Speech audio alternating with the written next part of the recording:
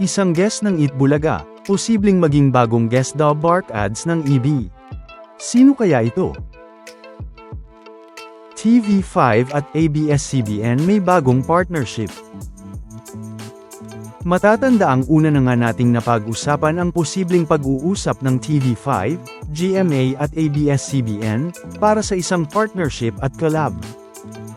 Na kung saan nga, ay may malaking ang posibilidad na hindi na nga lang sa isang TV network magkakaroon ng collab ang TV5, kundi sa dalawang TV network na nga, o sa GMA at ABS-CBN. Pero, kung sa ngayon nga ay wala pang update sa collaborations ng GMA7 at ng TV5, ay mukhang may update naman sa posibleng pagbabalik ng partnership ng TV5 at ng ABS-CBN ngayong taon, dahil nga sa tila nangyayaring muling pag-uusap ng TV5 at ng ABS-CBN, o ni Mr. MVP at ni Gabby Lopez. Nauna ngang naibalita sa news site na Bilyonaryo, na mababasa nga dito na, Bilyonaryo Manny V. Pangilinan and returning media mogul Gabby Lopez are said to have quietly warmed up to each other again, with talks underway that could bring ABS-CBN News Channel to signal and revive content cooperation between Pangilinan's MediaQuest Group and the Lopez-led ABS-CBN. Na mababasa din naman ito sa official FB post mula Sunstar, na mababasa nga dito na, a possible partnership revival between ABS-CBN and TV5 is reportedly in works. Na ayon nga dito, ay tila may isang posibleng partnership revival nga na mangyayari sa pagitan ng ABS-CBN at ng TV5. Ayon pa nga sa isang article mula pa rin sa Sunstar, na mababasa nga dito ang isang headline na, ABS-CBN, TV5 reportedly in talks to revive partnership. Na ayon dito, ay nakikipag-usap na raw ang ABS-CBN at ang TV5 para muling ibalik ang kanilang partnership.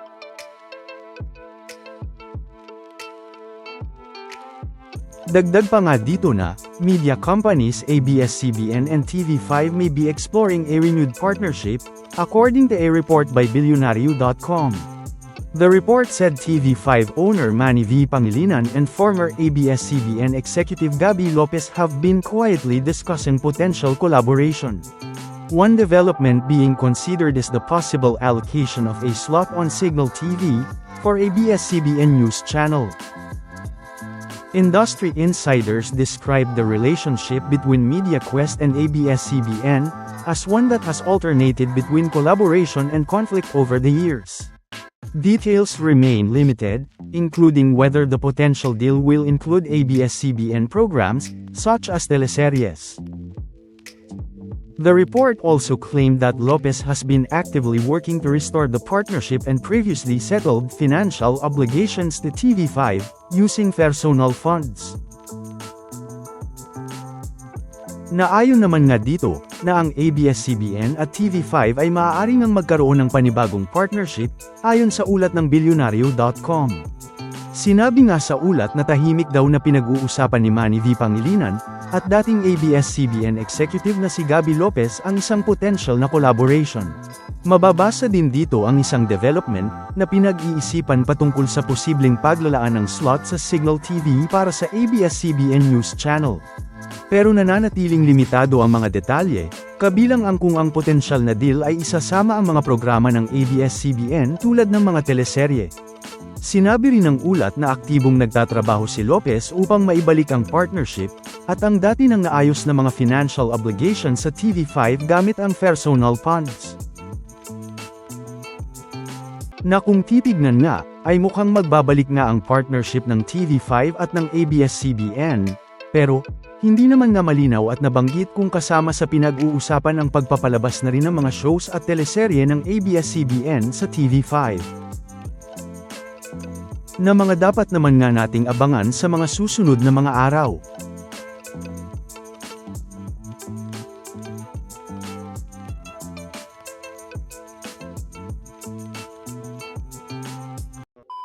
Welcome back mga ka-highlights. Bago tayo magpatuloy ay maaaring mag-subscribe at i-click ang notification bell para updated kayo sa mga susunod pang videos, at paki-like na rin ang video, share at mag-comment na rin. Maraming salamat po. Samantala, tila magkakaroon naman nga ng bagong Dabark ads at i-host ang Eat Bulaga sa mga susunod na mga araw, o tila isang posibleng pagkakaroon nga ng isang guest Dabark ads ulit sa Eat Bulaga. Nagsimula nga yan noong Martes March 24, 2026, sa segment na The Age is Right, na kung saan ay matatanda ang naging isa nga sa mga guest at secret agent sa segment na ito, ay si Miss Grand International 2025 na si Emma Tiglao.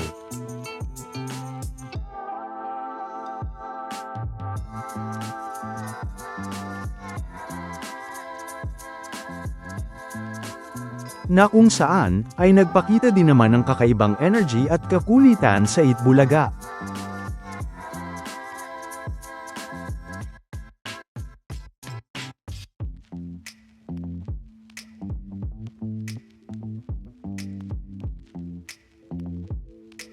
Kaya naman, ay mababasa nga ang mga paghanga dito ng mga netizens, at napag-usapan pa nga na pwede din itong maging Dabark ads at host sa Eat Bulaga kahit isang guest Dabark ads, dahil nga game na game ito na makipagkulitan sa mga Dabark ads.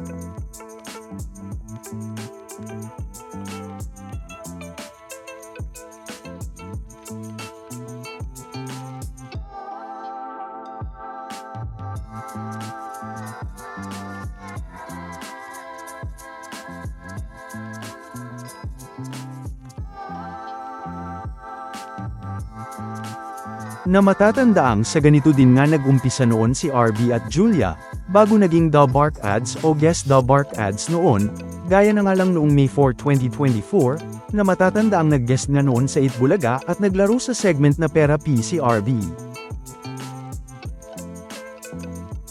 Na kung saan ay marami din ng mga nag-request noon na maging Dabark ads o pwedeng maging Dabark ads din si RB.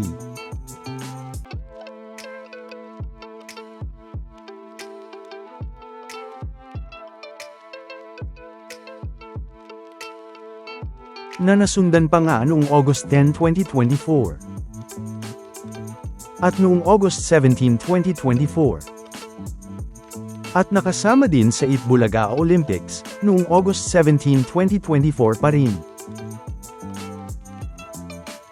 Hanggang noong February 26, 2025 nga, ay nakasama na nga ng mga Dabark ads si RB sa Eat Bulaga, at nag-host na rin dito.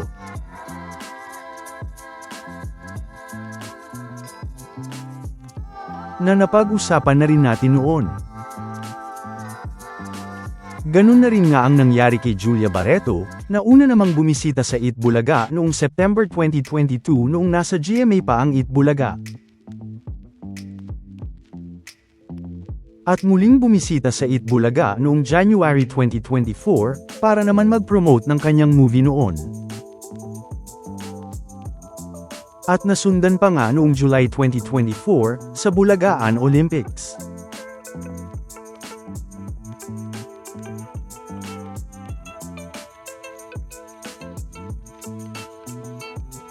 Noong May 3, 2025 naman sa Sugod Campus. At hanggang noong May 9, 2025, ay naging guest Dabark ads na rin na si Julia, at nakasama ng mga Dabark ads.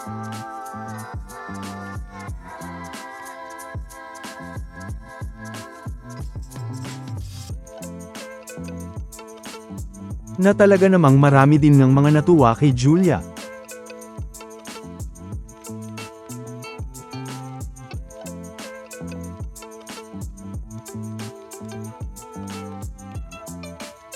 Na napag-usapan na rin naman natin noon. At dahil marami din ng mga nag-request na pwedeng maging Dabark ads o guest Dabark ads si Miss Emma sa Eat Bulaga, ay yan nga ang dapat nating abangan sa EB stage. Lalo na nga, kapag naulit pa ang pag-guest nito sa Eat Bulaga, at makasama sa iba pang mga segments ng Eat Bulaga, ay gaya nga ng mga nangyari kay RB at Julia, ay asahan na nga natin ang posibilidad na maging guest Dabark ads din si Miss Grand International Emma Tiglao sa Eat Bulaga.